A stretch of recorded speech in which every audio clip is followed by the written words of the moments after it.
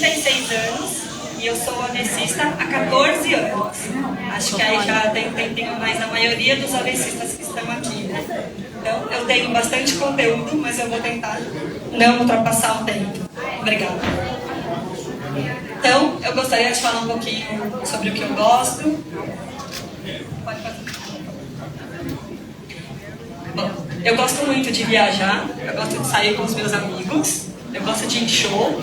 Inclusive, eu conheci a Cris no karaokê, depois hoje à noite a gente vai cantar em homenagem ao dia que a gente se conheceu. E eu queria colocar aquilo aqui porque são gostos e são hábitos que eu tinha antes do AVC e que eu mantive pós-AVC e que eu acho que me ajudam muito na reabilitação. Então, os meus amigos terem participado de todo esse processo, eu acho que fez toda a diferença, assim. E além dessas características, eu gosto muito do meu trabalho também. Eu trabalho com ESG, para quem não sabe, é meio ambiente, impacto social e governança. Então, eu melhoro a vida de jovens em situação de vulnerabilidade social através da tecnologia. Ou seja, eu transformo vidas para melhor. Mas eu nunca tinha pensado em trabalhar com isso antes do meu AVC. Então, isso é algo que o AVC trouxe de bom na minha vida também. Eu quero falar um pouquinho. Silêncio aí atrás, gente, por favor.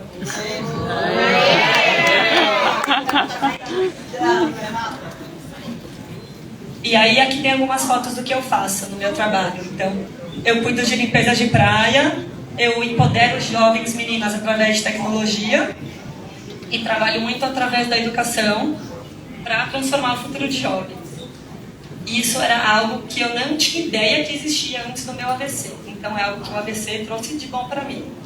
Mas como é que eu cheguei aí, né? Como é que eu descobri que existia isso? Então, um pouquinho. Então, voltando um pouquinho à minha linha do tempo aí. Eu nasci em 87, eu tenho 36 anos. Me formei aí na escola em 2004.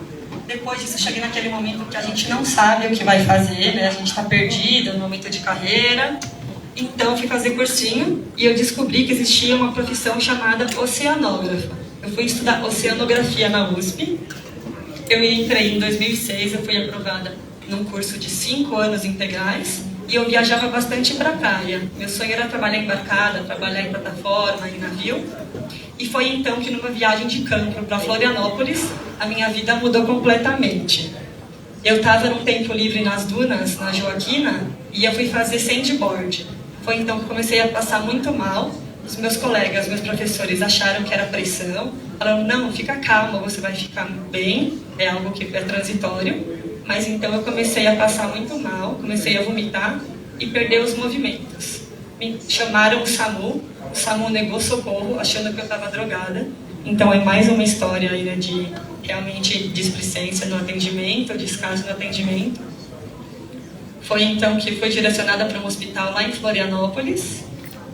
E aí realmente eles descobriram o que tinha acontecido comigo. Eu tinha sofrido um AVC bem extenso. Vocês podem ver ainda pelos exames que foi um AVC hemorrágico, foi um AVC isquêmico, embora pareça hemorrágico. Nome e sobrenome do meu AVC. AVC isquêmico por dissecção de carótida. Suspeitaram de anticoncepcional, suspeitaram de diversas causas mais comuns, mas foi uma dissecção de carótida aí, que é o mesmo caso da Gil, inclusive, né? Também praticava esportes radicais, então a gente tem até algumas coisas em comum aí. O meu cérebro inchou muito, eu tive que fazer uma cirurgia descompressiva, eu fiquei 1 semana em coma induzido, para a pressão transcraniana baixar. Fiquei lá em Florianópolis, a minha família estava aqui em São Paulo, então foi todo um desespero, né? Uma logística de irem para lá, para ver se eu ia ter que ficar lá, não sabia quanto tempo e como eu ia ter que permanecer. Foi então que meu quadro estabilizou um pouco e eu vim transferida para São Paulo com um avião UPI. E aqui em São Paulo eu pude fazer a recolocação da minha calota. Para quem não sabe, é um procedimento comum, a gente tirar a calota, guardar na barriga para fazer a recolocação. Mas no meu caso, demorou muito, eu não pude recolocar o osso. Eu coloquei uma prótese de titânio. Então eu sou meio ciborgue, eu apito em detector de metal. Quando eu vou viajar, eu preciso chegar mais cedo no aeroporto, porque eu sei que vai ter todo aquele procedimento de inspeção. Pode fazer.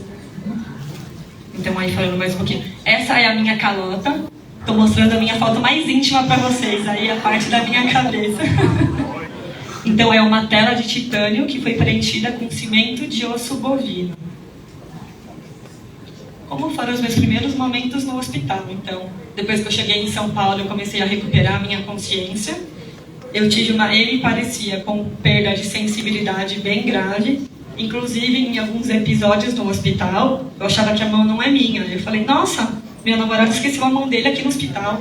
Porque foi uma negligência muito grande, assim. Aí depois que eu entendi que aquele braço era meu, e era como um peso morto, assim. E aí, eu comecei a fazer fisioterapia lá mesmo. Então, todos os dias eu tinha a fisioterapia, né, no HC. Aqui em São Paulo, eu vim transferida para o HC, para eu ser aluna da USP. Eu tive até um privilégiozinho ali de conseguir uma vaga boa.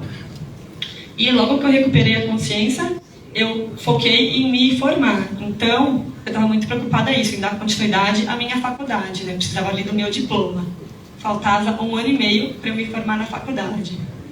Então, eu já comecei os primeiros estímulos. Aí a minha família foi bem presente e minha mãe viu que era bom ouvir música clássica. Então, eu comecei a ouvir música clássica assim, nos primeiros dias que eu pude, que deram alta para isso. Comecei a reaprender a ler e a escrever, e foi um processo super lento. Eu lembro de, assim, a primeira letra, eu falar, nossa, minha cabeça doeu muito, mãe, chega, por hoje é só isso, não aguento mais. E a família fica super desmotivada, assim, nossa, será que ela vai conseguir retomar isso? Porque, né, minha mãe até saía para chorar escondida, assim. E aí, dia após dia, hoje uma letra, amanhã uma sílaba, no outro dia uma palavra, e foi assim que eu fui recuperando de pouquinho em pouquinho, até conseguir fazer os trabalhos. Eu fiz até prova da faculdade no hospital. A faculdade foi bem bacana, assim, me deu muito suporte e eu consegui me formar. Depois, quando eu voltei para a faculdade, tem algumas fotos aí que eu tive que fazer até embarque de cadeira de rodas. Eu fiquei de cadeira de rodas por 1 ano e para se formar em oceanografia precisa ter 150 horas de embarque e eu não tinha 150 horas formadas. E eu lembro que o diretor uma vez chegou assim, Mari, você quer os embarques ou você quer que a gente abra uma exceção para você se formar sem um embarque? E eu falei, não, eu quero tentar embarcar. Ele falou, eu sabia que essa era a resposta, a gente tem um embarque para você amanhã. E aí eu fui de horas em horas, mas eu completei as 150 horas de embarque. Fui para campo, fui para praia, eu fiz tudo com adaptação aí. É bem difícil andar na areia, né, gente? Eu acho que os AVCistas me entendem. Então, essa foi uma parte aí bem difícil da graduação, mas também, ao mesmo tempo, forçou a minha reabilitação. Então, os meus amigos fugiam com a minha cadeira de rodas, às vezes eu precisava pegar a cadeira, estavam prestando uma competição de quem era mais rápido. E aí, foi todo um processo que me ajudou aí também na reabilitação ser mais leve, mais divertida. Então, ali a minha graduação, eu recebi uma menção honrosa na graduação. Os meus pais também foram homenageados por terem acompanhado, ficaram super amigos de toda a turma. Só que o mercado de trabalho para oceanografia não é acessível, como muitos outros. Então, fui fazer uma pós-graduação em Ciências Ambientais, para abrir um pouco o leque e sair um pouco de praia e de mar. Aí eu recebi uma proposta para trabalhar com sustentabilidade em uma empresa, e só que eu não entendia nada disso, então eu decidi fazer uma pós-graduação, e foi então que, lendo o jornal um dia, tinha uma pós-graduação de neurociência e gestão de pessoas. E eu falei, poxa, isso é o que eu preciso, eu vou entender um pouco mais do meu cérebro, e ainda vou buscar uma especialização que vai me ajudar a atuar no mercado. Então eu acabei fazendo essa pós-graduação também, e foi assim que eu cheguei no meu trabalho de impacto social hoje em dia. Então, o que eu queria mostrar para vocês é que, às vezes, a vida nos traz caminhos diferentes do que o que a gente planeja, mas que existem lugarzinhos que a gente se encontra e que a gente pode ser feliz em outros lugares também, que a gente se adapta e que faz sentido para a gente. E aí, no meio da minha vida, no meio da minha reabilitação, eu encontrei muitas pessoas que fizeram toda a diferença no meu processo. Fizeram o processo ser mais leve, o processo ser mais divertido, e que estou bem reabilitada, muito devido a algumas pessoas. Uma delas é o meu fisioterapeuta, Leonardo Cerveira, que muito mais do que fisioterapeuta, ele virou meu super amigo, e por sorte do destino, ele é surfista. E eu sempre fui muito apaixonada por praia, eu também surfava antes do AVC, e um dia ele me levou para tentar surfar também. Ele falou, poxa, se você gosta, vamos praticar isso. vamos fazer alguns exercícios na fisioterapia que te fortaleçam para isso. E aí a gente foi até a praia uma vez tentar surfar. E aí eu gostaria de mostrar um vídeo para vocês de como foi essa experiência. É só clicar no próximo. Não, calma, desculpa. Eu acho que ele precisa... Aperta no vídeo, por favor, Di. No próprio vídeo tem o play. Não vai descer.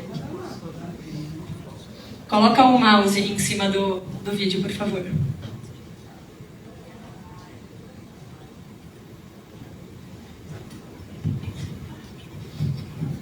Você tem mouse no computador? Se você tiver mouse, coloca o mouse em cima da imagem que vai aparecer o play.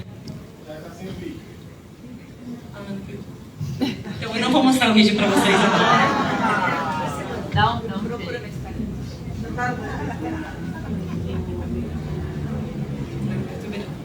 Mas calma.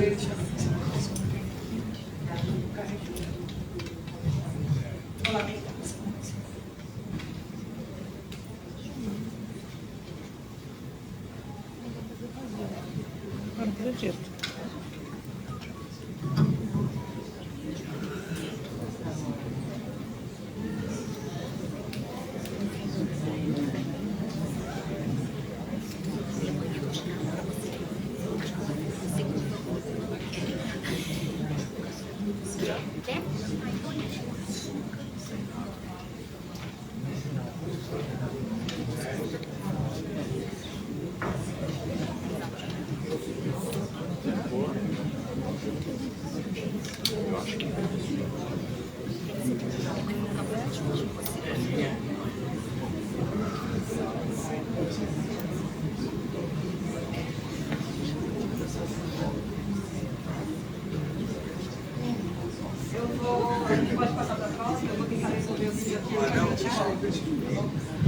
A gente está com um probleminha técnico do vídeo ali. Eu vou tentar resolver agora, enquanto a doutora Elaine fala. E aí depois a gente passa o vídeo no encerramento, tá bom? Tá legal. Mas era essa a minha mensagem. Espero que vocês tenham gostado.